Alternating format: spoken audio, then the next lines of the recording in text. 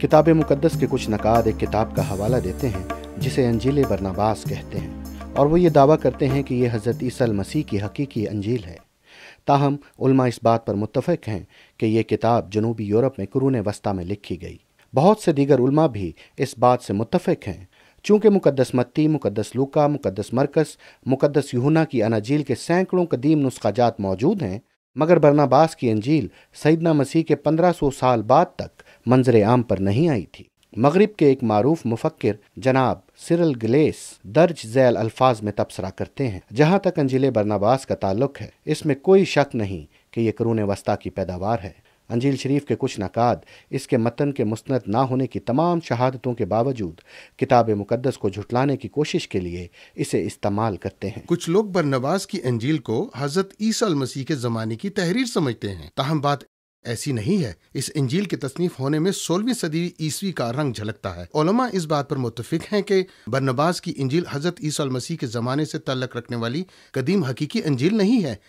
ہم یہ بات اس لیے کہتے ہیں کیونکہ اس انجیل میں بے شمار تواریخی غلطیاں پائی جاتی ہیں۔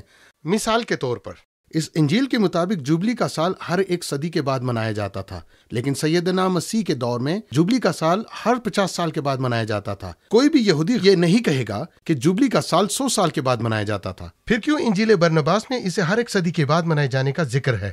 قرون وسطیٰ کے عرصہ کے دوران ایک پوپ تھا جس نے جوبلی کی تاریخ کا دوبارہ تعین کیا۔ اس نے 100 سال کے وقفے کے ساتھ جوبلی منانے کا اعلان کیا۔ واضح ہے کہ اس پوپ کے اس اقدام کے بعد یہ انجیل لکھی گئی۔ مزید یہ کہ برناباس کی انجیل اس بات کا ذکر کرتی ہے میں لکڑی کے برتنوں میں ذخیرہ کی جاتی تھی۔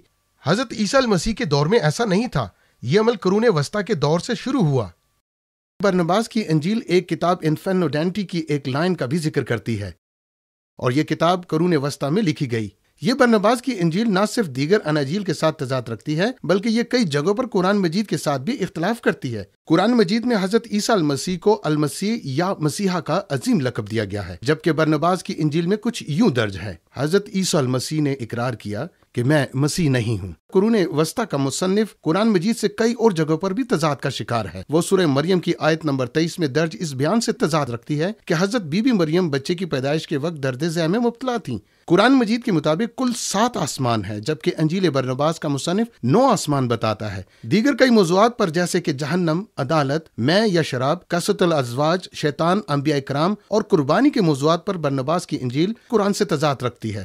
اس لیے یہ کسی طرح بھی ممکن نہیں ہے کہ یہ کتاب قدیم زمانے میں تحریر کی گئی، اس لیے ہر عالم بلا امتیاز اسے رد کر رہا ہے۔